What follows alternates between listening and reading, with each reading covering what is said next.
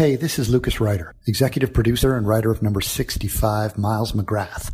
You're listening to the Blacklist Exposed on Golden Spiral Media.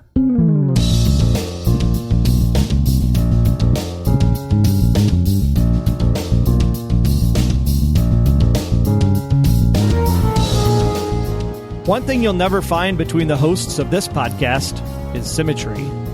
Welcome to the Blacklist Exposed. I'm Agent Troy Heinrichs.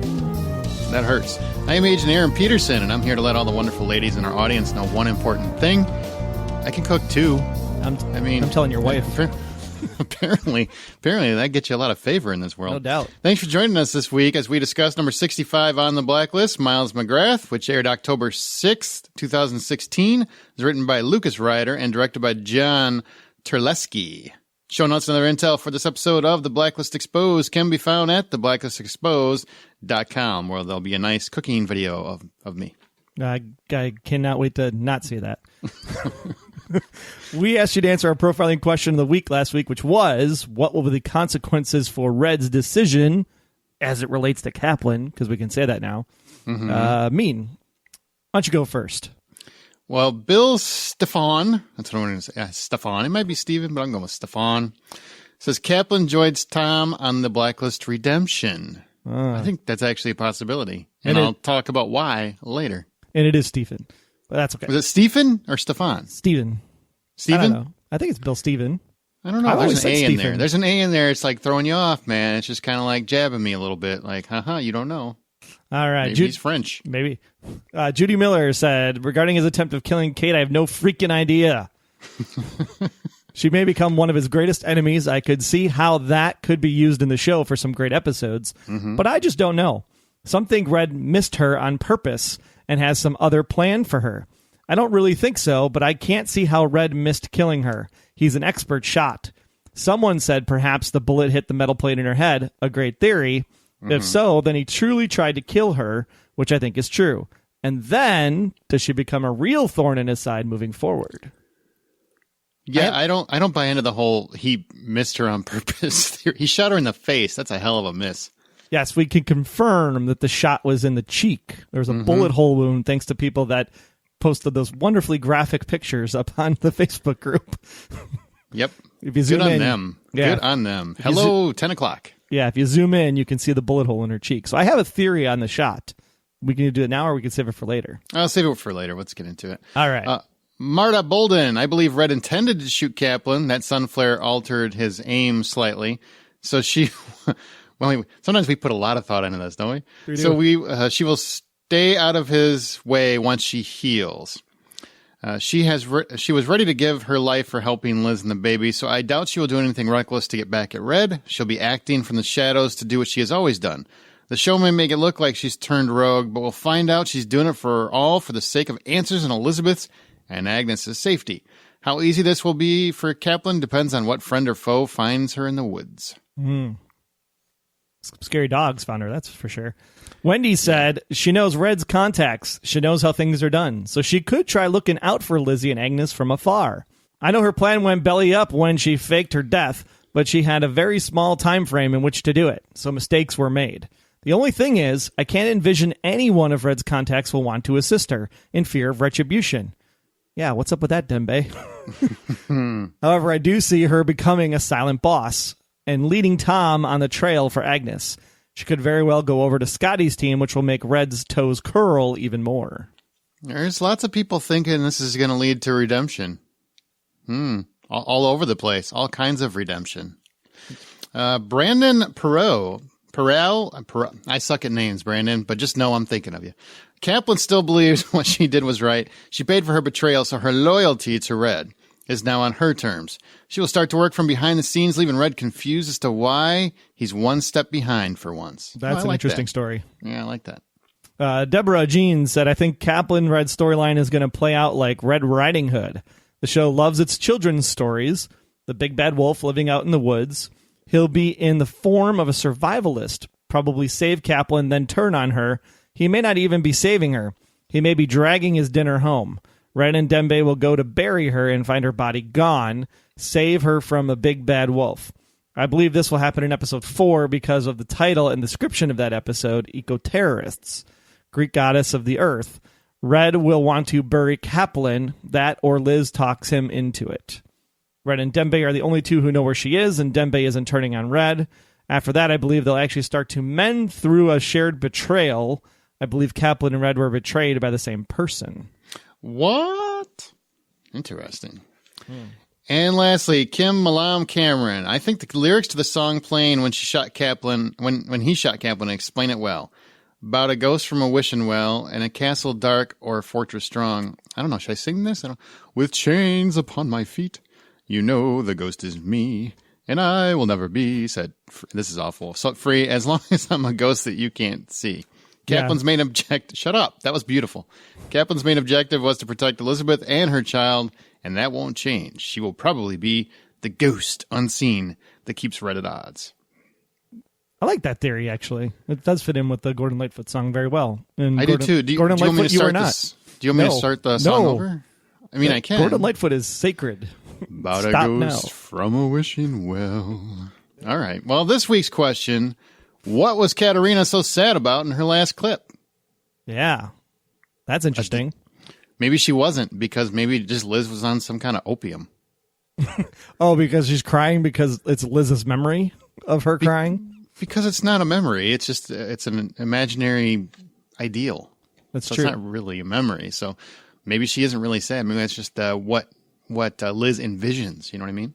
Gotcha. Okay. We'll have to talk about those dream sequences in a bit. But before this podcast really goes off the rails, let's discuss this week's case profile.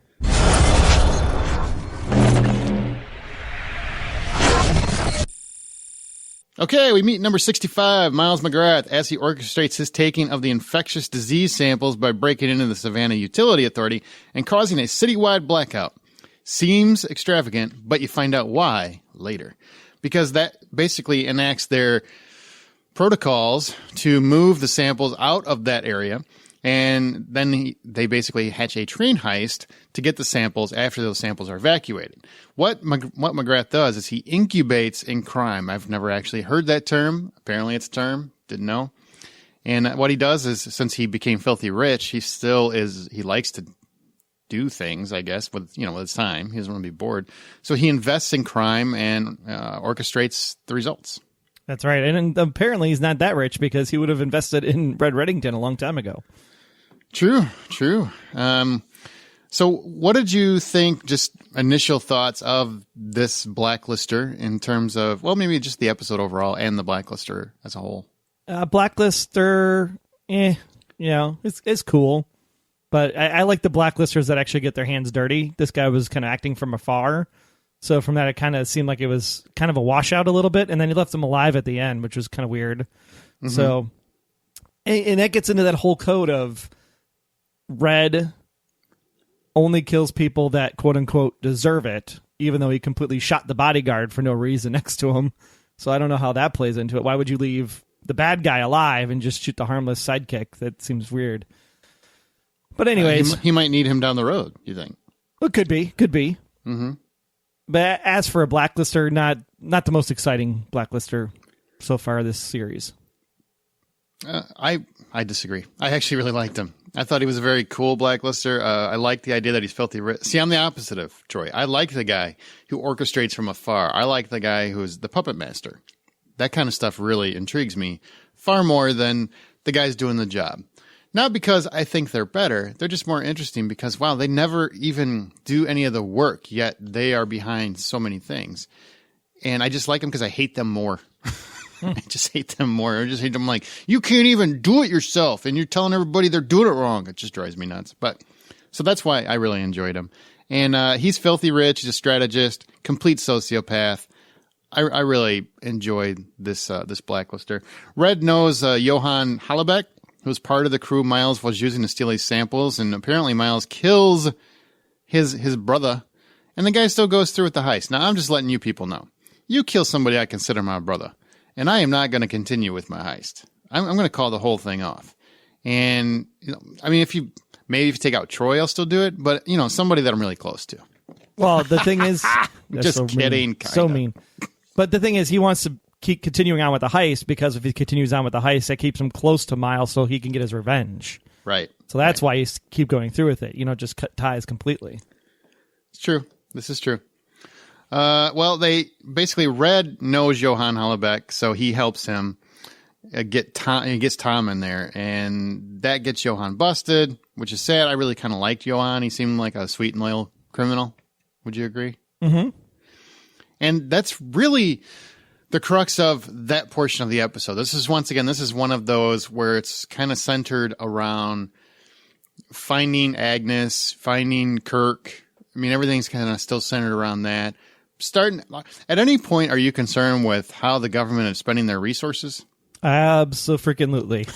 I'm starting to think I understand why we have so much wasteful spending in the government, because we're spending all our money trying to find Liz and Agnes, I think. Well, and this is the crux of this episode. It's not so much stealing this virus from the CDC. It's the whole concept of the episode structures around Kirk and the fact that he has this disease and he needs some way to cure the disease or prolong his inevitable death. And that's what really ties it all together, is that he needs this specific virus to counteract his illness because he lost the one person that he thinks can save him. No, believes is the word that was used. Yeah, he believes we think can save him. Yeah, that's an interesting. I like the phrasing. I'm letting you know, if I ever get in a TV show, now I get why TV shows don't hammer people for their questions, because if they answered everything right away, nobody would watch the next episode. I totally get it. Writers are doing what they have to do. Get it. If it was me, I'm Liz, I would have tackled Red and started beating the snot out of him until he said, "Who is my father? Son of a bitch. What do you mean? Bam, bam, bam, bam, bam." Didn't happen. Maybe it'll happen in episode 8. So is this where you want to talk about the episode overall? Yeah, I mean, this is overall. We're going to get into the characters, but sure. Like, I actually enjoyed the episode. I thought it was a fun episode. I thought it was kind of like a filler. I don't really, but we did get a lot of details on the behind the scenes of Liz and Red. And I think we are getting those answers. I mean, they're parsing them out a little bit, but we are getting them. Or did we? Or did we? That's true. We learned this week that Liz apparently can read fluent Russian. Didn't know that. Or I couldn't tell if she was actually using like a Google Translate or something, because she did have her laptop open at one point. She did. Yeah, so maybe she's translating. Yeah. The episode was, like you said, I felt filler as well. It wasn't anything that was super exciting. I don't even want to get into the fact that Kaplan's stuff was cool from an audience perspective, but really makes me even more angry that they showed the stupid promo last week, because they're just still mad. Nothing came of it, right? Like, why did you waste all that time spoiling her being alive? Because then that would have added, again, so much more emphasis on this episode when she was alive. And then to not show the person dragging her, not to actually have her do anything this episode except roll around and put her face in the water. Kind of a letdown a little bit after the big cliffhanger last week, I think. Overall, I think the Miles McGrath character was, good, but he wasn't like fantastic or anyway. The best scene of the entire episode was, for the first time, I think you're kind of excited that the Keens are working together, was the Danny Ocean heist scene. Oh, that was really good. Yeah. And we're going to talk more about that in detail, but I had a lot of fun with that. And I think we got a little taste of what redemption would be like too, with the train heist. And yeah. Yep. Yeah. Mm-hmm. And those parts about it I loved. The mythology part of the show, that part was a little flat for me. And I don't know if this is they said that this is where we're supposed to start getting answers. And if this is the way they're going to give the answers for the show, I'm a little disappointed, actually, to be quite frank. Now, are you disappointed because of the fact that these are things we already kind of guessed? Not so much that we already guessed. I think the delivery, the execution of them seemed way too simple. And I think that's where I'm kind of struggling with this episode this week. Is it really an answer? Because if it was a big answer, you don't just give it to you in a diary. That seems kind of like, it seems weird. It seems for 4 seasons, you would assume the answer would be too easy. It was just, hey, here's the answer. Here you go. Thank you. I get what you're saying. But again, on the flip side, we've been saying, hey, give us something, give us something, give us something. So, I mean, there is a flip side to that. So it's, we say we want answers. They got to give them to you. I mean, that's a quicker way to deliver them as opposed to, I'm going to hunt somebody down and beat the answers out of them or something. I'd rather see them beat the answers out of it because it is 10 o'clock.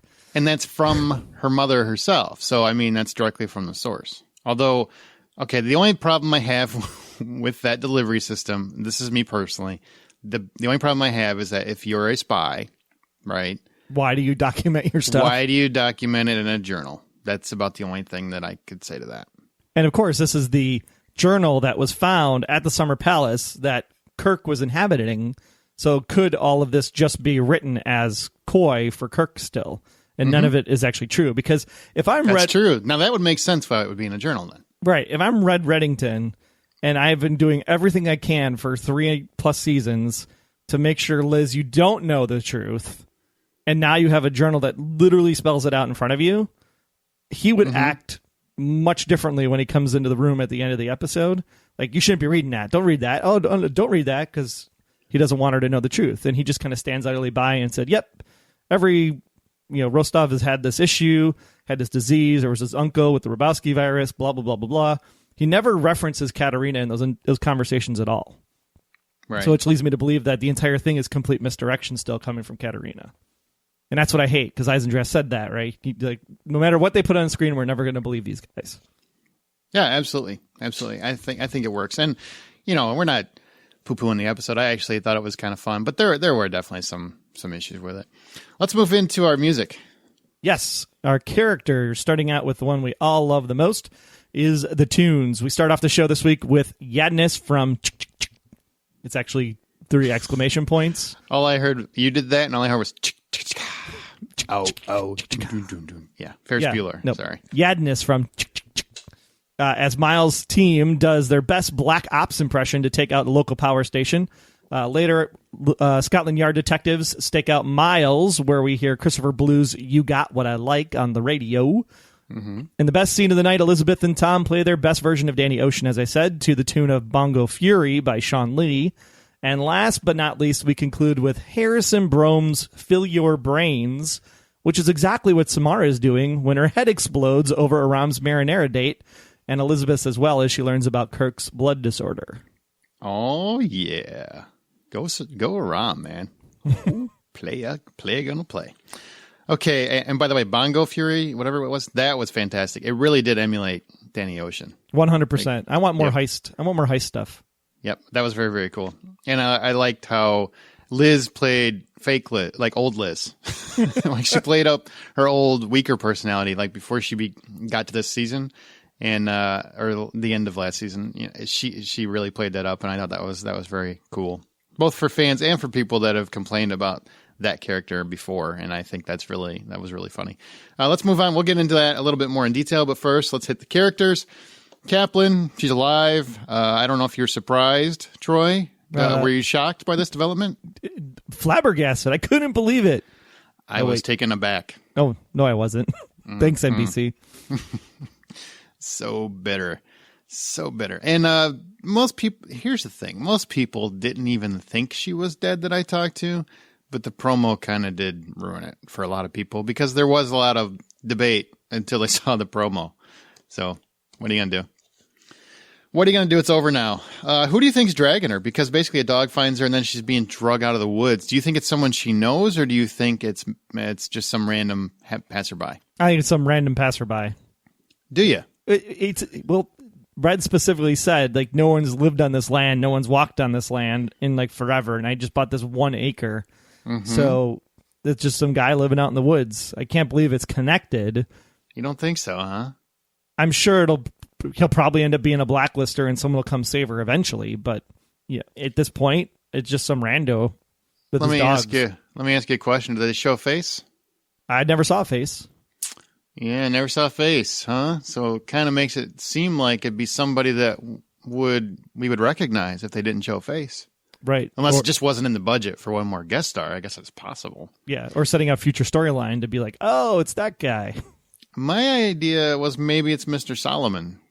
Maybe he's been tracking. He survived after Tom shot him last season. And so he's been tracking Reb. He sees that, and he sees it as an opportunity, and maybe that's how Kaplan leads into redemption. I don't find Solomon to be the hiding in the woods type. Not hiding in the woods, following them, and then goes after, tries to find her after. That's just an idea. With a pair of dogs? Hey, it was an idea. It's called having a theory, Troy. You can't be the only one that has stupid theories. That's my theory. What would have been great is if they hadn't killed Stanley Cornish, the stew maker, because remember he had his dogs out in the woods. Would have been great if this would have been Stanley Cornish again. That would have been fun. That's awful. No. No, this poor woman's already gone through hell. She doesn't need to go through any more. So what do you think about that bullet wound? It's going to leave a nasty little Bond villain scar, you think? It absolutely is. Looking forward to seeing how that plays out. And again, I still want her to go against Red. I'm going on record. I want her to go against Red. Thanks to all of the internet detectives out there. Appreciate that. Yeah, man, there were a lot of people debating where she got shot. And I've seen so many screenshots of that up close. It's boggled my mind. Fantastic work. I thought we had Batman on the Blacklist Exposed team there for a minute. Yeah. That's about all we got from Kaplan, which is why Troy's still super bitter. And I mean, like, Troy never gets mad about stuff. He was legitimately mad about this. I think it's pretty funny. Because I get mad about simple stuff. And I was mad about the promo. I was animated about the rest of it. Right. I totally understand. And I hope people understand. He's not mad at the show at all. He was just mad at the marketing team, and he still is. I don't know if he's getting any better about it. Dembe, not thinking he likes audiobooks. That's about all I got from him. Not thinking he likes Kaplan either. Why do you think that? Because he's cool with her getting shot? Yeah, just left her sitting there. Like, she leaves the car, doesn't come back to the car. And he's clearly, I'm not going to go help her. Who signs his checks? That's what I would say. Exactly right. Mm-hmm. I would go with the guy that signs my check. That's his job. That's what he's paid to do. Now we move on to Aram. Sweet, sweet Aram. That first moment with Liz. I'm so glad you're okay. Aram, adorable. Did you get a little misty? Oh, yeah, totally. Like, is he going to hug her? Is he? Oh, he hugged her. Okay, we're good. Mm-hmm. That's the way you break somebody back into the post office right there. That'll do it. And you're right. Aram Dorable. Hashtag Aram Dorable.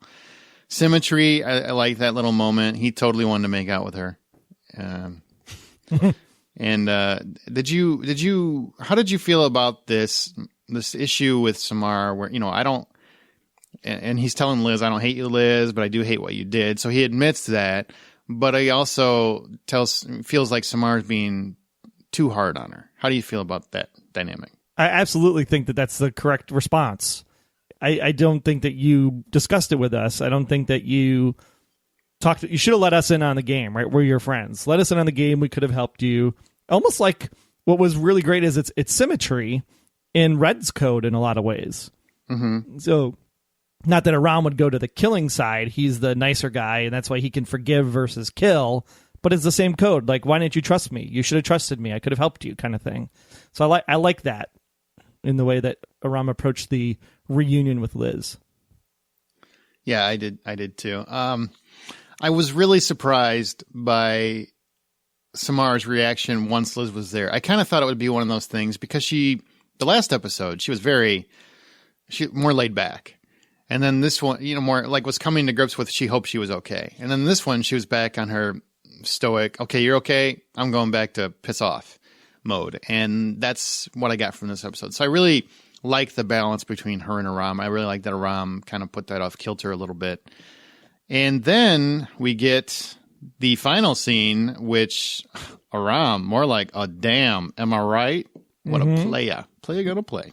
Cooks dinner, and he has some very, very attractive woman come in and just strip butt naked while he's trying to feed her. It's like the perfect date, really, when I think about it. Well, what's great about that is that she seemed like some kind of runner or something. So he's on his bike, she's running side by side. It's like a perfect match. Well, I'm sure that's where he met her. I'm sure. But that seems like poor timing. That's what I wanted to say. I just said it all wrong. It seemed like very poor timing because this is also the moment where Samar calls him because she's getting ready to hit her request to transfer. She hasn't done it yet. She's thinking about it. She's not really sure. And because she's really hurt about what Liz did. So she calls Aram. And I think Aram could have talked her off the cliff, but he's too busy with Fitness Girl. And yeah. So does this finally cement that Samar does have feelings for Aram? Because I'm sure she called him because remember, they're just friends. And I'm calling my one friend, my one confidant, the person I can always talk to. Doesn't mean she has feelings for him. Yeah, it does. And then when she hangs up, then it means she has feelings. Well, no. When she hangs up, then it solidifies that she does have feelings for him. Yes. Because if it's just friends, you wouldn't do the hang up and send an email. Yeah, if it's just friends. Oh, is that a girl? Oh, okay. All right, I got to go. Bye. Because she was all ready to come over and hang out and taste some of his delicious whatever the hell he was making. Pasta. Marinara. Yep. Mm-hmm.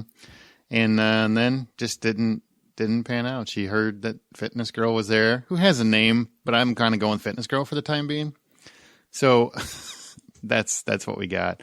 I really liked it. I thought it was very, very interesting, and I'm curious where they go with Samar's character. Maybe Cooper won't approve it. Maybe he'll say walk it off. Maybe they'll refuse it for some reason. The question I have about this transfer thing is to you, because you remember the deets.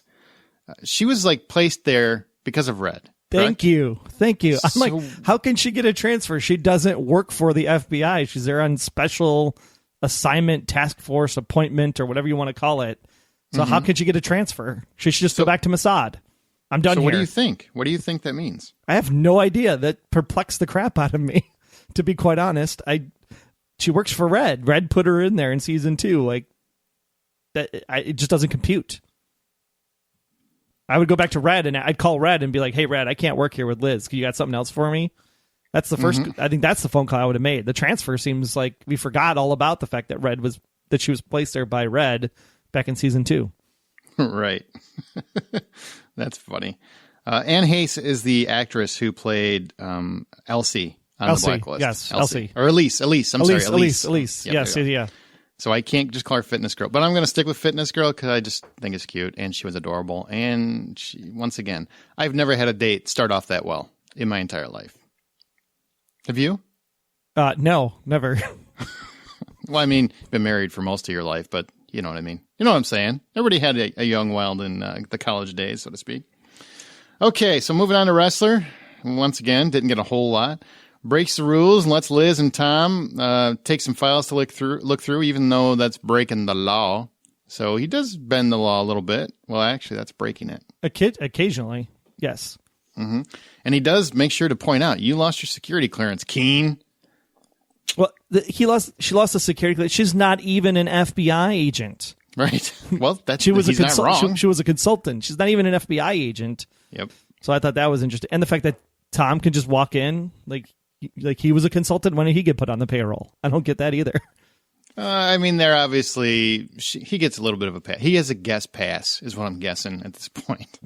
I'm a little concerned for our security, capabilities of our U.S. government at this point. Anybody can just walk into the post office and hang out and look through some files. Here you go. I do got to say, this is one of those episodes where I was questioning our government quite a few times. I'm like, okay, so Tom, a known basically terrorist almost, is let into the building, no problems, and they devote a lot of resources to finding the child. I get it, it's part of the show, but it was, come on, you have to admit it's kind of laughable that our government would allow all this. Yeah, this isn't a place like your Starbucks or corporate office where your spouse can come visit for the day. It's so funny. I still had it's TV. I kind of let a lot of this stuff slide, but that was very, very funny. And he does acknowledge that Tom's pretty good. I like that. When he kind of gives Liz that little look, he's like, he's good. And she's got that, I know. That was pretty. That was a cool moment. They made up. No more garden gnomes will be flying. Well, I think Wrestler seems to be the one that understands the most. Don't you think? Absolutely. I mean, he seems to be the most, hey, I get it. You weren't trying to hurt us. You were just trying to save yourselves. I get it. Which still totally confirms for me in my head that he was in on the plan. Because there was still that person that Kaplan talked to on the end of the phone before Red got there at the disco pregnancy delivery room, and then Wrestler's not crying when he comes up to the van, so almost like he knew Liz was going to die. Because if I'm your partner, then I think you would break down, at least shed one tear, because it was his partner. Are you asking me if I would for you? Is that what you're asking me? No, I know you wouldn't. Okay, well then you see, he's very stoic. Maybe he manages his emotions. Okay. You would totally cry, though. Out loud? No, I wouldn't. No, I'm a man. I'm going to throw that sexist card in there. I'm a man. Men don't cry. No, I'd bawl like a baby.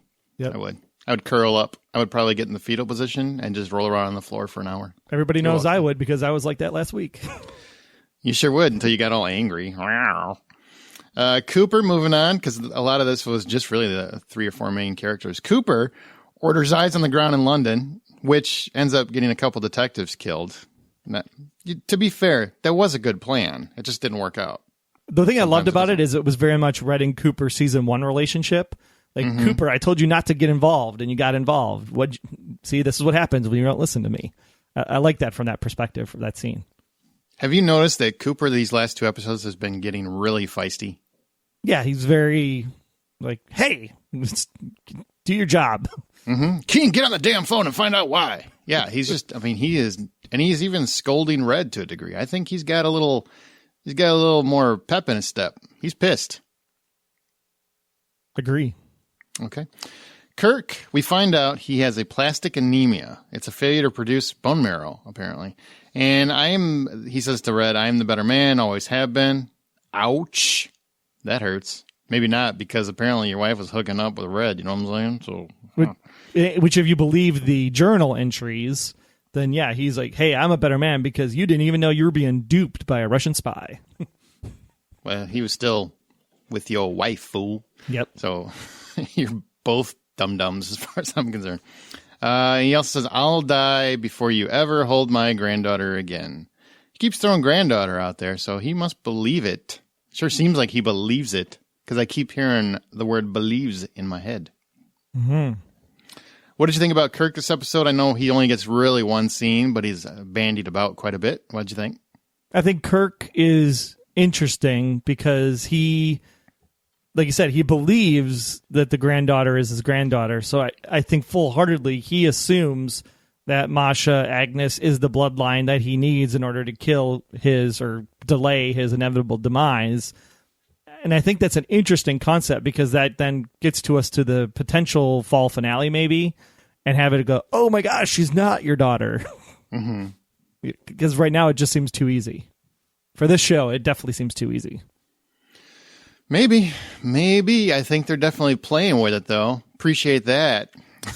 Thanks, John and John. Really do appreciate you toying with my emotions like that. If they would just say, yeah, he's definitely your dad, that would be super. That would be super. The other thing that's interesting about Kirk is that now he's gone, right? Red lost the trail. So I'll be interested to find out what the story is that allows them to reconnect somehow to finding Agnes. Because at this point, Trail's completely cold from a storyline writing perspective. So that'll be very interesting to see how Kirk and Agnes come back in. And so far, like you said, Agnes is part of the story, but we haven't seen the baby, which is a good thing. Although it is getting a little long in the tooth.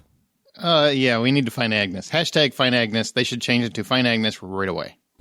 Like today. Let's get that over with. If Cooper was running the show, he'd be like, get that damn baby here now. Tom, let's move on to Tom. Okay, I really enjoyed the Keen's 11 caper. I thought that was really fun.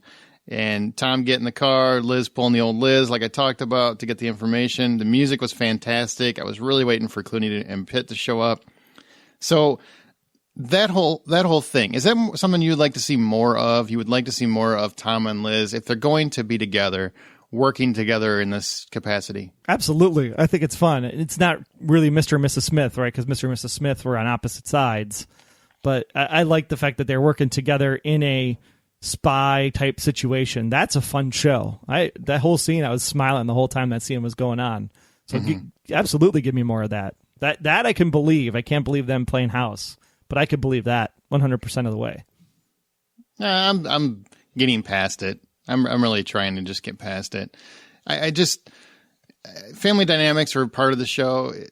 This is part of the show. They've kind of alluded to and connected a lot of these dots. So I'm okay with that. But this was really fun. I would like to see, I mean, I'm sure redemption is going to be a lot of this, actually, this kind of thing. And I love capers. Capers are a big, like they're a cinematic crack for me. I am automatically hooked when I see a caper.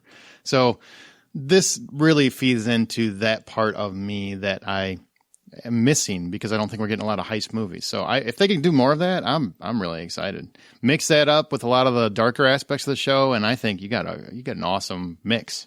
I do too.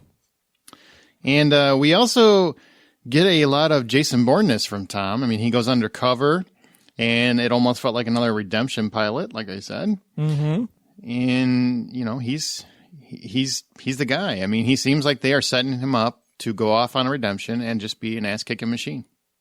Which I love. I love Bad Tom. Yep, bedtime is fun. Bedtime is fun. He's got that whole hair thing going on where it's like all slicked back and looking all smoky and dark. Mm-hmm. You're like, you okay, man? Because it sounds like you're having a moment. And okay, easy killer. All right, well, more my speed would be Liz. The journal's in Russian. Can she read Russian? We kind of talked about that, but I want to ask you. So do you think she's actually reading it, or is she just translating it online? Yeah, this is the part of the show where I was a little bit perplexed because I don't know how to interpret the scene as a viewer. So she's reading the journal, but yet it looks like she's watching her mother instead of reading the words. And because of that, it's almost like she's trying to remember or dream sequence kind of thing. So I don't know if that was the best way to present the information. Maybe just could have flashbacked without Liz being part of the conversation where she kind of reaches out and touches her mom.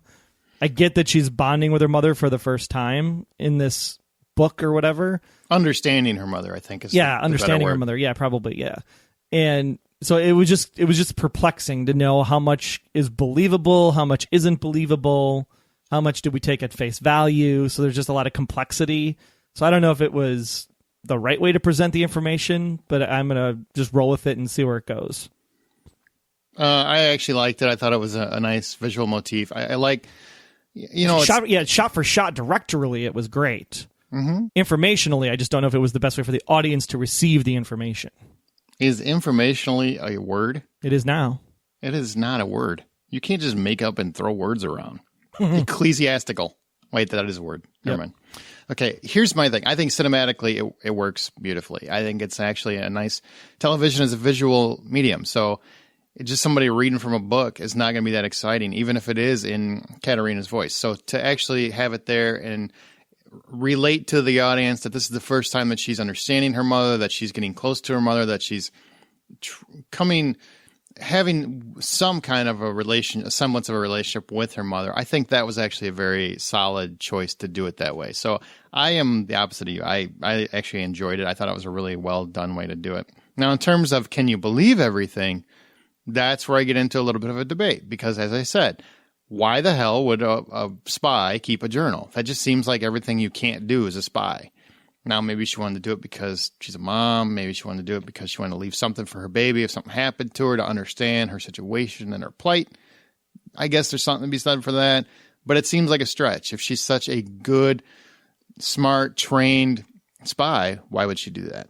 And I still don't have a decision on that. I'm curious what our listeners would think, because that is the one big sticking point to this whole thing is why would a spy keep an actual journal other than a quick way to feed us the information?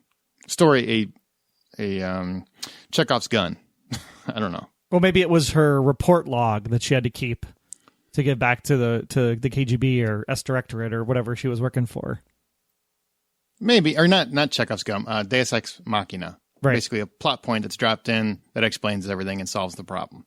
You know, unless it's that, it doesn't really, it confuses me. I'm not saying it's not possible. It just, at this point, confuses me. I try to give them the benefit of the doubt because it is only episode 3?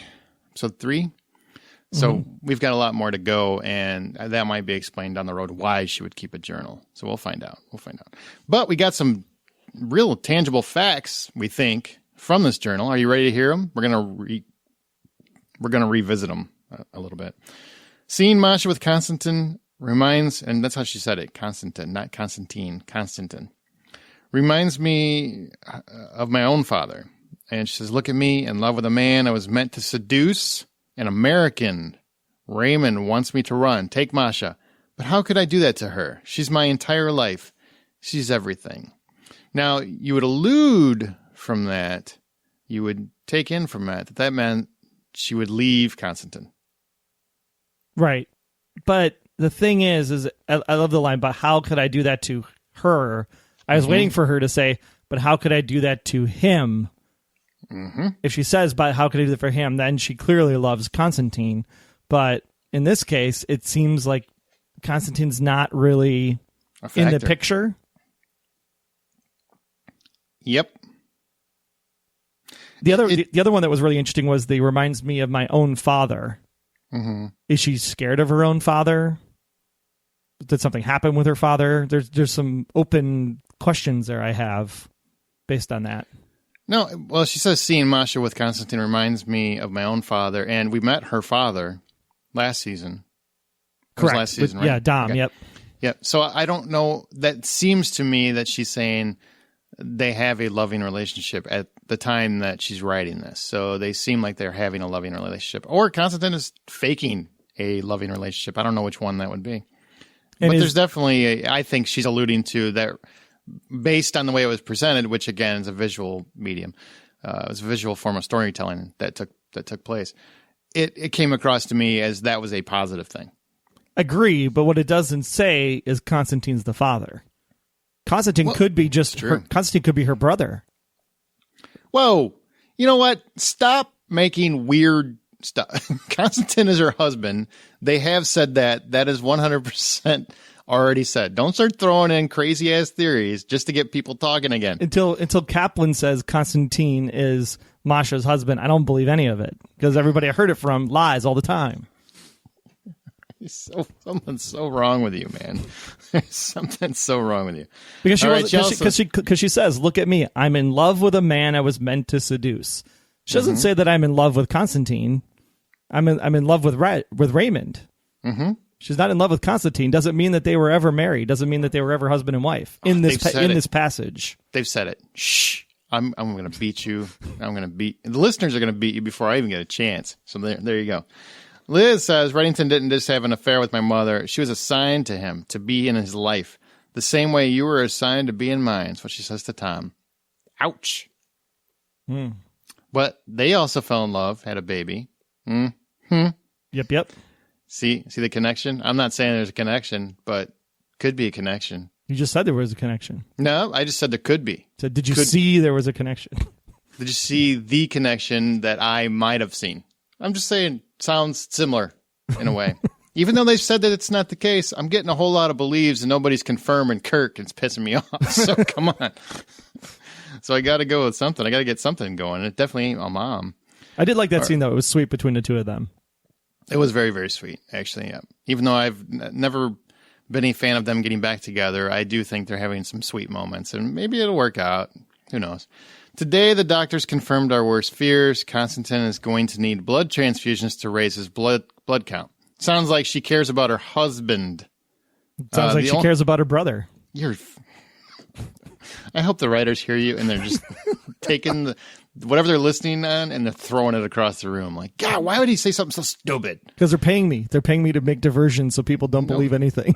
Nobody's paying you. If they are, can you give me a check? Because that would be great. The only blessing is that this is passed from father to son and that Masha is safe. That right there, that, my friend, alludes to Masha is his daughter.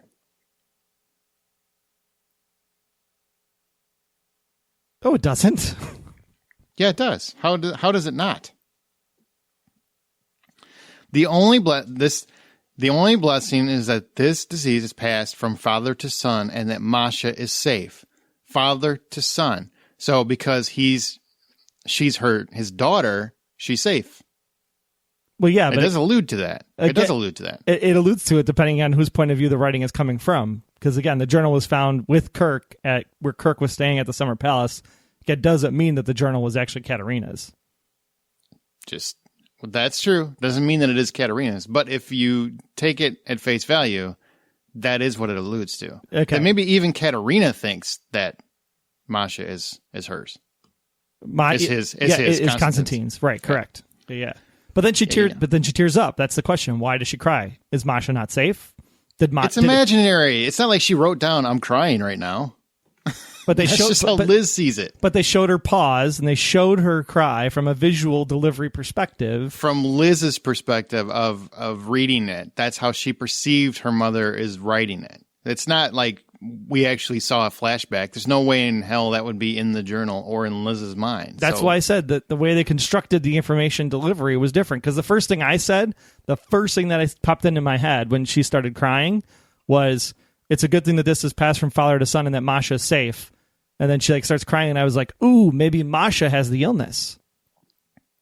Maybe that's the whole warrior gene thing. Maybe the warrior gene comes back into play. And because of the warrior gene, then the illness can pass from male to female. Maybe Masha has the illness too. That was the first thing that popped in my head. No, I got the crying thing because the day the doctors confirmed our worst fears that Constantine's going to need this blood transfusion. That's all. But she doesn't start crying until after she says Masha's safe, and then she pauses and looks up, and there's tears in her eyes. Because she's looking right at her, in her Liz's mind, she's looking right at her daughter. So they're looking at each other. They're wistful. They're sad. But she's not there. Right, but they're seeing. She's imagining this moment. This is the fake moment. You can't base anything on a fake moment. Or it's not real. Or is this the singular moment that she goes, "Oh crap, she's not safe because Constantine is going to need her blood and bone marrow and stuff." And this is when she first hatches the plan to get rid of, have Red take care of her. That might be possible. Maybe. I guess if you're taking an imaginary moment as fact, then sure, that makes sense. They presented it to me on screen from the director and writer's point of view. That means I'm supposed to learn something from that scene. That's all I'm saying. That's an interesting point, that maybe she could see that maybe Masha, she says it out loud and she's like, well, no, she's not, because that's going to be her. He's going to use her to save himself. Maybe, I guess. And the apparently trying to touch her imaginary mama was an interesting moment. And that's pretty much it with Liz. She really has, would you agree, for the first 3 episodes, become the Liz that Megan alluded to in her interview, where she's very self-dependent. She's no longer being saved every 5 minutes. I mean, she's really become her own dynamic, her own character. 100% agree. Yep. I really like what they're doing with her. She's really changed a lot of people. I've seen people whose minds have changed just from the Megan Boone interview, but also from these first couple episodes. I've seen people that were not a fan the last couple of years because they thought she waffled a little too much or whatever. And they've really come around and really enjoyed what they've done with the character this season. So I'm glad to see that has turned a corner. Now, Red, the concierge of crime, and also the spy who stayed out in the cold. And I want to mention this because I think it's probably relevant. It's probably not, but that's just how I saw it. When Red is talking to Miles McGrath, and Miles says concierge of crime, the spy who stayed out in the cold, and Red said that he hadn't heard that one before, and he references the Lacari novel. Well, that novel is actually the spy who came in from the cold, about a possible defector, where the spy who stayed out in the cold was actually a book about a double agent, Robert Hansen. So I don't know if that was just a play on the original book, like just a play on the words because he stayed out and he didn't come in, or if Red got the reference wrong and Miles was actually referring to the double agent book. I think that maybe it was the other way, like Miles was trying to get a dig in on him, like, oh, the spy who stayed out in the cold, and Red's like, haven't heard of that one. Mm-hmm. And then he's like, but we got to get the Lecrae novel because he's trying to put it back to him like, I'm not the one that stays out of the cold. It's like a double throwback, like you dig on me, I dig on you. Could be. I just thought it's an important distinction because they are 2 separate books. And they do refer similarly but differently because Robert Hansen was a double agent. It was an American double agent. So that's interesting. He meets Liz at Keen's grave, which I thought was pretty funny. It's a nice touch. Location of the meet is great. Conversation was a little flat, I thought. Well, you're really having a problem with this episode, aren't you? She's like a bitter Betty. She faked her death. He mourned her loss, and there's not a bigger conversation about it, especially after last week's "I'm done with you, roll up the window and drive away." You think there'd be a little bit more animation in this scene? I agree with that. That was an opportunity. I think I don't want to say missed because I don't know what they're going to do. It might be coming, but I do say, and we said this before. The one thing that should happen is Liz should demand an answer, and Red should clarify just to put everybody on the same page. Like at this point, I don't want to say I'm frustrated because frustrated implies that I'm not enjoying the show, and I am enjoying the show. I still love the show. I think we're having a great season, honestly. But I do think at some point it starts to stretch the line of credibility if nobody is demanding something at this point. Especially when she's got the diary written right in front of her. It's like, did you know about this? Mm-hmm. Like she should be more animated in her questioning to Red at the end of the episode too. Yeah, that is one thing where I get why there's some concerns about that, but I also say, you know what? I always let it play out. I always try to let it play out and see where it ends up, because the things that have bothered me in the past generally were resolved. Correct. Going down the road, and were resolved in a positive fashion, like where I was like, yeah, I knew I should have waited for that. And that's what I'm doing, because it is TV and they're not going to give you everything in the first few episodes. They're playing the long game, so to speak. And that's what is going on here. So we'll see what happens. We did get Brimley. We got Brimley back. You love Brimley. Love Brimley. What the hell was he doing, man? What was he doing to that guy? I have no idea. I had to double check too to see if it was Brimley. It didn't look like he had his full oxygen tank stash and stuff on him. So yeah, I'll have to replay that scene again. I wasn't quite sure what he was trying to attempt to do. Maybe I was a little strung out from all the Westworld we've been watching, but it looked like they were spraying milk on him. I'm like, is he a host? What's going on? I don't know what's going on with this. That was the first thing that popped in my head too. What is it with that white stuff? What is it? Yeah, I didn't know exactly what that was, and that was kind of funny. I'm like, I don't know exactly what kind of torture it is, but it looks delicious. That's what it looks like. So, did you notice that Red at this point started a story and then gave up on it in that call? He totally did. That was wonderful. I was like, write it down. Red's Rudder coming up here. Nope. Loved it. All right. Now we're off to the races. Red explains Kirk's motives.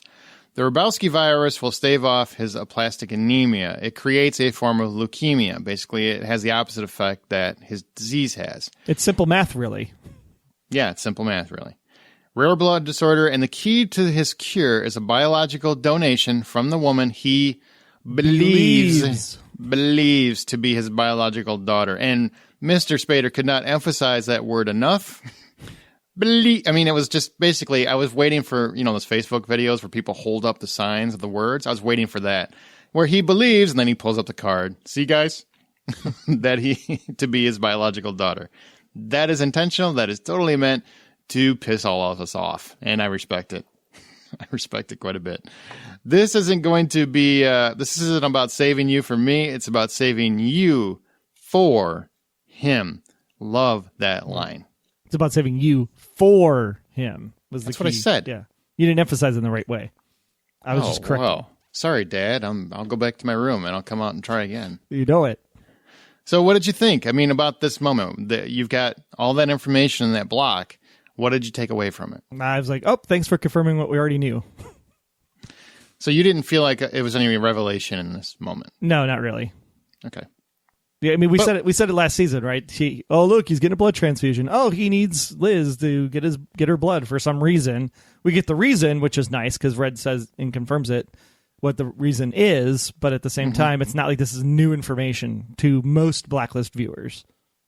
Yeah, I would agree with that. But it was good. At least something's confirmed. We've got some answers. That we were promised some answers this season. We're getting them. Are we getting them as fast as I'm sure we would like? Probably not, but we are getting some, and it is answering some of the questions. I don't know if it's the pace that bothers me. If this isn't answered, it's the delivery. It's the way I'm getting the answer isn't what I was playing it up to be in my mind. So it's your expectation, too. My expectation. It is not living up to my expectation, and that is my own fault. I'm not saying that's the fault of the writers. I'm saying that's my own fault for having such high expectations. Yeah. Okay. Well, I'm fine with most of it, except for the believes, because at this point, I would be smacking the crap out of somebody and saying, is he or is he not my papa? Would be jumping over the thing. You jump over the thing, the book falls off the table, lands in a bucket of water, and the whole thing is ruined, and then you'd be like, oh, come on. That would be so much more interesting. That's totally what would happen in my life, yeah. Absolutely.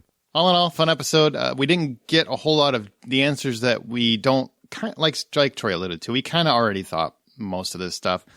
We didn't really get anything that we didn't know, but we did get some stuff confirmed, or we think is confirmed. Although the journal, I'm really curious about listeners. What do you think? Do you think that was planned, or do you think it's legitimate? Because I still don't get why a spy would write a journal. I just don't get it. And more importantly, as much as we don't want the baby on the show, I'm still very worried for Agnes because she's with those two Russian creepy dudes, and it was Naomi, right? Not Naomi. I forget her name. Romina was the lady's name. Mato's hench friend, kick, whatever. Yeah, henchwoman. Henchwoman. Right. So I'm afraid for Agnes' safety. I don't want Agnes back. Yeah. I'm just afraid for Agnes' safety. Well, don't say that. See, I do want Agnes back, and I want that resolved. The one thing, and I said this last season, I'm not going to shy away from it.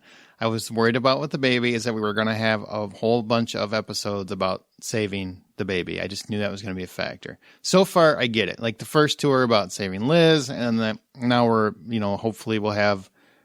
Here's what I would say: the Liz storyline got resolved very quickly. Way quicker than I thought it was going to be. I thought we were going to be searching for Liz for quite some time. They always give you the answers right away. Remember, that was your saying. So are you? That was my saying.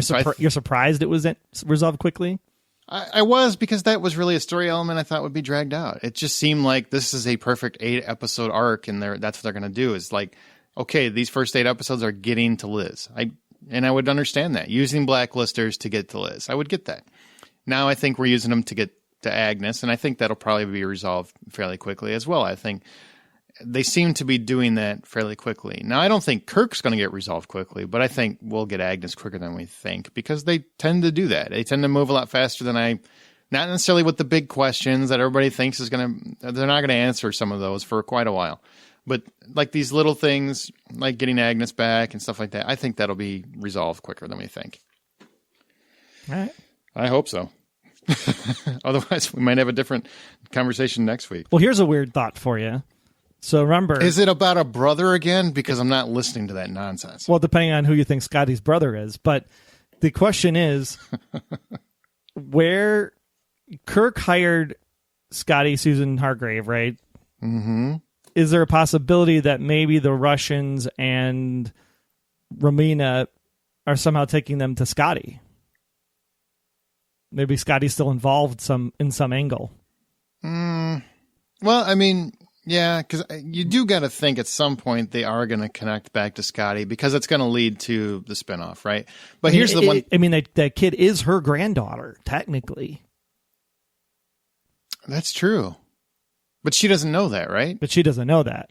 Yeah, but she doesn't know that. So I don't know why, I don't know if they're going to play that up or not. We don't know where that's going to play. Here's the thing. As much as I do want to see where the spinoff goes, I don't want to be thinking about it this whole Blacklist season. Right. That's a separate entity as far as I'm concerned. So I don't think it's going to be a huge factor. No. Well, I think maybe on that final episode, wherever they lead into that spinoff, but that's about it. And it's weird because John said you should be able to pick up the spinoff and watch the spinoff as if you've never seen the Blacklist and vice versa. Absolutely. But at the same time, it is part of the giant Blacklist universe. And they said they would have some crossover potential concepts. Mm-hmm. So you have to kind of think, well, how would this be a concept that they could play off of in the other show? So even though you don't have to think about it, you kind of do have to think about it at the same time, now that you've already been invested as a Blacklist watcher, as part of the greater universe. Maybe I have to think about that, but I never have to think about your stupid brother theory again. That's one thing. I'm done, because that's dumb. It's just you dumb.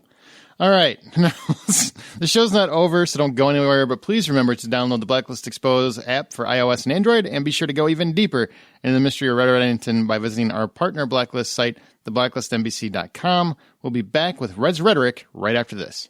What if you could live your life without limits, where every desire you ever imagined could be fulfilled? This fall, experience Westworld, a show where every human's dark side will be revealed.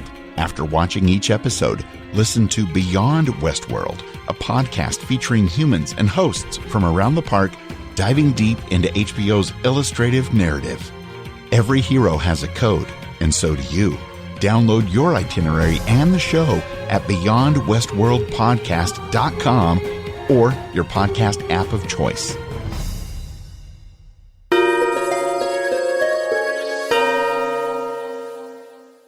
Welcome to Red's Rhetoric, that part of the show where we play 2 scenes from the past week's episode, and then you get to vote which you think is the best one over at theblacklistexposed.com.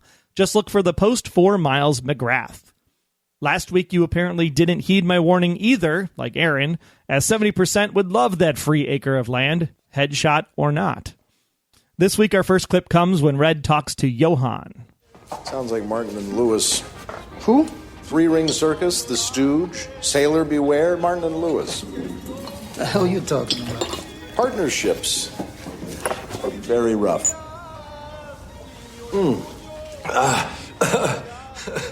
You know, B.J. Simpson and I started a lawn mowing business in the summer of 72, bagging, hedging, the whole ball of wax. One day, I'm out rototilling Pat Hunt's garden. I go in for a bottle of pop, must have been 110. And there's BJ in the sunken living room, shoes off, feet up on the couch, eating a fried bologna sandwich, watching Mike Douglas. Mike Douglas, can you imagine? I quit that day. Who are Martin and Lewis? Point is, I haven't had a partner since. Lucky man. Guy I'm in bed with is nuts. Killed one of my best men. Johan, you should walk away. I'd help you out if I could offer a man, but this sounds like a mess, a real mess. I am so sorry. Our second clip comes when Red gives Liz a little backstory. Kirk is dying. And the Rabowski virus is a temporary antidote to what afflicts him. Rabowski virus, that's what? Sample 17, isn't that a Class A toxin? How's it going to help him? He has aplastic anemia. A systemic failure to produce viable bone marrow cells. It's been a death sentence for generations of men in his family, except a distant uncle who had contracted the Rabowski virus. After getting the virus, the uncle lived longer than any other Rostov with the blood disease. So Kirk wanted the virus to recreate what happened to his uncle? Yes. It's a simple math problem, really. Kirk's disease prevents his body from producing enough blood cells. The Rabowski virus results in a rare form of leukemia, which creates the opposite problem, too many blood cells. So he's going to give himself leukemia. Isn't that going to kill him? Eventually, but by offsetting his blood disease, he buys himself a few more precious years. No one could be that desperate. But he is that desperate, Elizabeth, because he no longer has you. You wanted to know why he went so far to find you, why there seemed to be nothing he wouldn't do to physically get hold of you. Now you know. He needs a biological descendant to save his life. A genetic donation from the woman he believes to be his long-lost daughter. That's what you are to him, a collection of cells. This isn't about saving you from me. This is about saving you for him. Which was your favorite this week? If you once started a lawn mowing business, vote Red Partner. Or if you would inject yourself with leukemia, vote Red Toxin.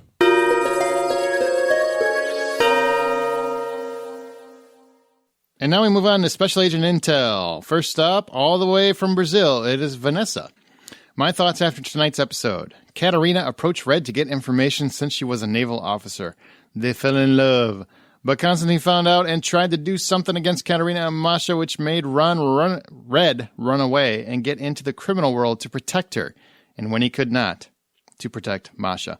Also could be Katerina got what she needed and framed Red for it. Ooh. And he had to go on the run. My mind is just blowing. Can't even make myself clear, but yeah. And it kind of fits in with the timeline. Could it be she was there to seduce, then she falls in love, Masha's with them, and I'm trying to reread that part you said, which made Red run away, something that they did. Constantine found a way and tried to do something against him in the criminal world to protect her. I like that concept, that Red would actually have to go and be a spy himself in order to protect Katerina and the baby, and then we get to that whole Night of the Fire thing, and that's where I think that Liz shot Red. Yeah, that's interesting. I like that. That's really cool. Yeah, I like it too. I like it a lot. All right. Michelle wrote in, said, boring episode, Thursday overall, but always enjoy Brimley torturing some poor soul. With milk, apparently. Got milk? Yeah. Do you agree with Samar's response to Liz? Her flippant, weak apology doesn't cut it for the hell she put everyone through. Even Aram let her know what she did was not okay. Ready to move off how the Blacklist turns and get back to the great show it used to be and not the Keen show. Get rid of Tom and the baby. Wow. I love that, how the Blacklist turns. That's funny. Well, maybe Tom will take the baby to redemption. Who knows? Who knows? Yeah, who knows? And the doc is back. Doc H says that was more like it. Wait, are we completely on opposite? We're just going on opposite ends here. That was more like it. A season premiere quality episode. Now it feels like the Blacklist is back to true form. This episode had a pivotal bad guy. The task force headquarters was relevant again, screwing things up, then eventually rectifying their errors, like I assume our regular government does. Red apparently handed Liz most of the missing pieces to her backstory, and we find out that Constantine is like Fat Bastard from Austin Powers fame. Yum, baby, the other white meat. Get in my belly. Samara seemed to have quietly, I really didn't see where Fat Bastard was coming from, but now I get it.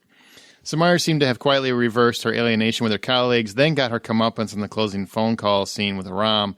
I have to give this episode a rating of 9 naked nubile shower buddies out of 10. Okay.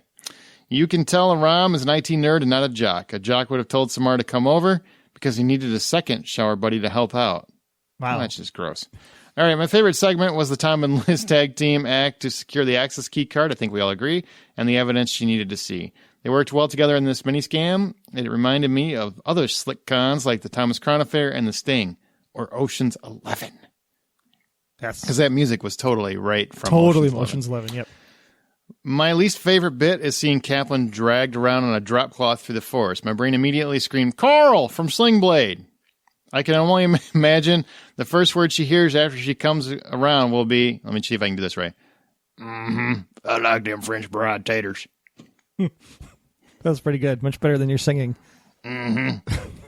Maricel says, okay, if I were Liz, I would seriously be questioning my psyche right now. It's one thing to think about your mother. It's something else entirely when you have her completely envisioned in your mind to the point where she is speaking to you and you reach out and touch her. But anyway, love the episode. The Tom and Liz con was my favorite part, although I don't quite understand how Aram has a girlfriend since I'm 99.9% sure he's been flirting with Navabi in his nice guy way for over 2 seasons. He moved on, see? He moved on. Kara Adler. So, in the scene in the cemetery, was it just me, or did it look like Liz did that odd expression Red does with his chin twice? You can see him do it just before he tells her yes about the leads. I noticed that back in season 2, Red has done it as a stalling tick when he looks like he's not wanting to let info go. Mostly when he lets Liz assume something and lets her run down a path. Now Liz is doing it. Tempted to rewatch and see if she picked it up from recent proximity or if she has done it before. That's interesting. Yeah, I think she's trying to allude to the whole father-daughter connection thing there. What? I don't think so. That's not what she means, is it? I believe that's not the case. But I hope that it's the proximity thing, because I know when I go down to Texas and visit my cousins down there, I always come back like Whataburger, 35W, like all those southern accents after you spend a week down there. You totally picks it up from proximity. So I'm going with proximity. I would pay large sums of money to hear you do a southern accent for the entire show. Be kind of seriously, tough. Can they do a Patreon for that? Because I would pay for that. I would. No. Crystal, I thought it was a good episode overall. I didn't like how it seemed slow to roll out the mission of the Blacklister, but rushed at the end of the episode. She didn't like that. I thought Tom shined in the episode with his ability to take on an identity. I really didn't like how we didn't get to see the reaction to Liz from Cooper. That's a good point. We didn't bring that up. I hope we get to see more of that. I really want to know why the whole time Katerina wrote her journals, she looked upset and almost scared. I agree. She kept looking around like she would hear something. I really still enjoyed the episode, and I hope the search for baby Agnes is over soon. I think we covered that. The Cooper thing, you're right, we didn't bring that up. He didn't really react to it. They never crossed paths. Maybe that's all it was. They just never were in the same place, same time. It's true. And he's trying to get the job done. He's too busy yelling at Red. Although she is standing there next to Aram during the train heist scene, and Cooper's there like, where's the train? Where's the train? Yeah, he does yell at her at one point. Can't get on the damn phone. Yep. Maybe they'll bring that up later. We'll see. Wendy, I think they're going to have a private moment. I think their moment will be very private. Well, it would absolutely have to be private, but you think they would have done it in this episode before they went back to work. There's so much going on. I don't know. We'll see. Maybe he's trying to find her baby first, and then when everything settles, then they'll have a discussion. Don't you ever damn do that to me again. Yeah, we haven't heard about Charlene this season yet either, I don't think. We have not. Wendy Davies. I liked the episode. It was a mellower pace than the last two. I'm going to have to watch it a third time. Now I have got the subtitles. There were a couple things said that made me say, huh? So I want to check those out first before I commit. Great to see another beloved character, Brimley, show up. And then we now need Glenn. I agree, we need Glenn. Also, Aram got the girl. Yeah, he did. Got and a had girl. the best date ever. No. Aram got a girl. He didn't get the girl. He got a girl. Hey, look, I'm not taking anything away from Samar, but I saw the girl, Elise, and he got the girl. She's okay. She'll do. He did all right, is what I'm saying. Best date ever. So did Harold set them up like Red asked him to? Oh, yeah. That's right. She's a very attractive woman and seems like a lot of fun because she's willing to just improvise. So if Cooper set up Aram and Elise, then the question is where did Cooper meet Elise? Well, I mean, they're obviously fitness buffs, so probably running at some point or a class or something. I'm sure it's something to do with fitness. He cares about his body, and so does she, obviously. Speed dating. And he cares about her body, too. Maybe he broke up with Charlene, and he was at a speed dating thing, and, oh, you're nice. I should introduce you to my friend. Sometimes you take theories too far. Continue. Julie said, a lot of info in this week's episode. Most interesting part to me is the interpretation of the journal. Katerina confesses she is in love with a man she was sent to seduce and betray. An American. Raymond wants me to run, take Masha, and disappear with him. It's so cleverly worded. Who is him? Raymond? Or the American? Or are they the same person? I tend to think there is someone else in this web that we haven't been made aware of yet. Too many what-ifs. I thoroughly enjoyed this week's episode, although more Red and less Tom would have been better. I like Tom. I don't. I like Tom too. I just like. I like it better when it's not Tom and Liz. Exactly. Although this week changed that perception. Yeah, I thought they worked really well together. They made a good team. Julie's trying to make Katerina a hoe. That's what I'm getting. A lot of people think she's a hoe. Man, poor thing. She's like, it could be like this other guy's kid and this other guy. I'm like, well, how many people is she shacking up with here? I mean, how many people was she sent to seduce and betray before she landed on Reddington as her final one? You do what you can for your government. That's what I say. TC Casa, does anyone else find themselves more invested in the Kaplan Red story than the Liz Kirk story? I fully understand the importance of the Liz Kirk story, and I love how we are getting more and more hints each week, but I'm so curious to see what Kaplan will do next. I think she was willing to do anything, clearly, to save Liz from Red before Red shot her. Now I think she will go even further to prevent Red from having his way in Lizzie's life. Plus, she may want some revenge as well. Anyone more invested? I think more invested in the sense that it's a newer development where the Liz and Kirk story's been going on for a while. So I see where you're coming from. I don't know if I'm more invested. It's a newer, fresher tweak to the story. The thing that I want to bring up here is that maybe my frustration with getting the information delivered to us from the journal perspective is exactly because of that. I was more invested in the Kaplan Red story, and because of the way that was going, and because it was so awesomely told to me in the promo that it was going to be something big this week. God, man, will you let it go? Will you frozen the hell out of that? God. That I wanted the in my mind, again, I made this up, right? My expectation, so it's my fault. But my expectation would be that we would learn about the relationship and all of the backstory through the Kaplan and Red relationship and that healing itself. Or not healing itself, right? Right, Troy. Right. Exactly. Right. So, Alex, this one's mine. Alexandra said, this episode was kind of slow. And seriously, who's doing these promos? Why get everybody so riled up about a storyline that's non-existent in the episode? I'm fine. I've moved on, but apparently Troy's still got a problem. And Alexandra has too. So I love you, Alexandra. Thank you. Anyway, not like in a way. I have a wife, but don't come knocking. Anyway, that's something I would say. I respect it. Oh, that's funny. Anyway, I don't buy it. As someone above me who pointed out the words of American and Raymond was very careful. Also, she was a professional spy, writing in a diary. She knew she'd be leaving with Kirk after she ran. Mm-hmm. The whole thing can be fake, written for his benefit. Mm-hmm. Especially since the one thing I'm sure of now is that Kirk is not the father, which I thought, was hoping and praying for the sake of the show anyway. So yay, but Katerina would have known. So the Masha safe part of the diary screams fake to me. Mm-hmm. Also, it paints a very banal, uninteresting, weak image of Katerina. This was a woman Reddington admired. She must have been impressive. Not this, oh, I should spy, but I'm in love, and there's this big bad husband to run from mess. Now, posing as a weak mess of a woman for Kirk's benefit, that would have been something smart to do. Agreed. They're making Samar an iceberg again. I don't like it. The rest was uneventful. I really hope they won't stretch this out for 8 episodes. She has more. Oh, she does. Mm-hmm. Aaron. Yeah. Talking to you. Hey, what's up? Hey, I thought... Never mind.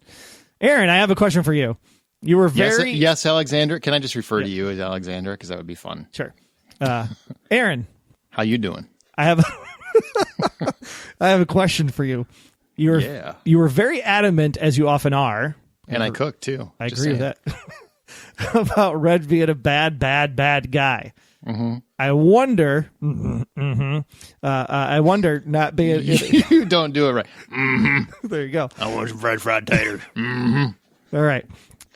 Here's a question. I wonder, not being in that camp myself, where does that put him, in your opinion, in comparison to other characters on the show? Tom? Right. Tom is bad. Just take them one by one. Tom is bad. I think he's a dad, so I always give dads a pass if they're trying to do right by their kids. He seems like he's doing right. He's trying to make amends. Yes. But he also is a woman hitter. I have a hard time ever getting past that. So, yes, he's a bad man, but I do enjoy watching his character. All right, Liz, the harbor master. Same principle as blaming Red for all Kaplan does from this point that you suggested. No, not bad. Caught in a horrible situation, has had her life thrust into a lot of bad things. She has done bad things, but not a bad person. Okay. What about Anne Connolly? Oh, Connolly, shooting Connolly. Correct. Yeah, shooting Connolly was a bad thing, and yes, it was wrong, but I don't think Liz is a bad person. No. Okay. Cooper, he did some bad things covering up for Irene. Yeah, Cooper, I actually remember I had that theory that maybe Cooper is ultimately behind what happened to Red. So I'm hoping that Cooper is actually a bad guy. But at this point, no, I think he's a good man until they show us otherwise. Kaplan doing all the cleaning and covering up for Red's crimes. Yes, she's a bad person who does loyal criminal work, but she's a bad person. She's not a hero. Dembe blindly helping Red with everything. Bad person, but he's awesome, so I don't care. How about Kirk? You, sir, said he was evil. Yep. Is that a different level or on the same boat? I don't know how different it is yet because it hasn't been more clearly defined, but it seems like he's a selfish, evil man. And when he was referring to Red, he was really talking about himself. So it seems like he's more evil. Okay. And the Blacklisters themselves, is he the same as the guy who killed hundreds to find a cure for his son? Or the woman who kept unwanted children and let them die happy by killing them? I think, yes, he's just as bad. Red is yes, he is doing things for Liz and he seems to care about Liz, but he's also done a lot of selfish acts and he's killed a lot of people for selfish reasons. And that is, he's flat out murder. That's a bad mad man. Which is exactly what Frederick Barnes and Lady Ambrosia were doing in those two situations. They were selfish in their drives in order to get to the ultimate conclusion. Yep, you can like a character and they can be an awful person. I liked Walter White. He was an awful human being. That he is. I don't mean to be aggressive. I'm just genuinely interested in where and how one draws the line between good and bad guys from that viewpoint, since I don't seem to share it, no matter how many times you tell us. I think for me, a bad guy is drawn when they consistently do awful things to people in their own self-interest. That is a bad person to me. Liz's actions were not, I don't think, actions from a bad person. They were actions from a distraught person under emotional turmoil. That's different to me. I think Red is a bad man. Now, did he used to be a good man and he was driven bad? Absolutely. I think that's possible based on what we know, but he's still a bad man. All right. That's what I think. Kim Malam Cameron, a couple points. I want to wrap Kaplan up, take her to the ER, and then send this poor woman away to the exotic island of her choice. She deserves a lifelong margarita. All right. Number 2, I like the Tom and Liz dynamic as partners. Too often, show writers go for the lower level drama of a couples in a screaming match when facing personal trauma. The Search for Agnes shows 2 parents serving as friends and partners in their search for the writing, coupled with Ryan and Megan's portrayals, were fantastic. 3, Diego delivers even with the small amount of screen time given to him. I agree. He did well with what little he had this week. 4, Samar and the betrayal. Seriously. Come on, guys. She's been part of Mossad. I'm sure this character has been able to compartmentalize her personal feelings while still doing a job. Fish or cut bait before this storyline gets old fast. Whoa. Oh, she did. All right. She asked for a transfer. Even though she doesn't work for the FBI. 5, Aram. Love the actor and the fact he has moved on from this puppy crush. And he's a player. A damn. Am I right? Mm-hmm. James, as always, is fascinating to watch and listen to. Loved this episode. There you go. There you All go. right. Nate, last one. Last one. This episode was stellar. I'm glad that we received some of Kirk's motivation. Tom was awesome. I can't wait to see what future missions he will engage in. I'm happy that Liz is standing up for herself. It will make sense when she finally walks away from Red. I'm starting to dislike Red, though. I think he wants Liz to hate him and forever walk away. That's interesting. That is interesting. I'm starting to dislike Red. I think Red wants Liz to hate him and forever walk away. I don't know if I agree with that. I don't either, but I mean, there are people that would do that. I've done that in my life, so I get it. Wouldn't he have been trying a lot harder 3 seasons ago? Maybe, but he's also very angry right now. So, and he's hurt. Maybe, and he's hurt and wounded. Maybe Nate's referring to it in the current context, like immediately right now. Could be. Okay. He needs to be a big boy and realize he's a danger to Liz and Agnes. That he is. The way Red is keeping Liz in the dark about his plans to get Agnes only proves that Liz was right to fake her death. Agreed. The Agnes MacGuffin is interesting, but could get dull fast. Agree. Overall, great episode. I love that. Agnes MacGuffin. I am using that a lot at some point. All right, guys, that's going to conclude, I think. I think we great feedback, by the way. Great feedback from everybody. Insights. Yeah. That's going to conclude this episode. Be sure to follow us on Twitter at The Blacklist GSM, where we live tweet during the East Coast feed, and use the show's hashtag, The Blacklist. Don't forget to follow us on Tumblr, Instagram, and also join the Facebook group. It's growing every day. Just search for The Blacklist Exposed. Talk about the show, the podcast, or, give us an idea of where we can find a marinara buddy. Just make fun of Troy. That's really all I ask. You can also subscribe to the podcast in iTunes. Please leave us a review, especially if you're new to the show, or listen from the website. But if you're really on the go, make sure you download our app for iOS and Android, powered by Spreaker. You will also find all the intel analysis about this episode for Miles McGrath by visiting theblacklistexposed.com. Big thanks for listening. Don't forget to answer our profiling question, why was Katarina so sad? In that imaginary clip. An imaginary clip that they purposely showed to us. He's really hung up on this, guys. Come on, give him some good answers. All right. Thanks so much for listening. We'll see you next week. Until next time, I'm Agent Troy Heinritz. That's at Troy Heinritz on Twitter. And if you want to learn more about me, just visit, about.me/Troy Heinritz. And I'm Agent Aaron Peterson. You can hear me talking about movies and TV on the Hollywood Outsider podcast, as well as Remake This Movie Right. We are available at thehollywoodoutsider.com or on Twitter at H_outsider. Be sure to subscribe, download the app, submit your feedback, but most importantly, keep yourself off of the Blacklist.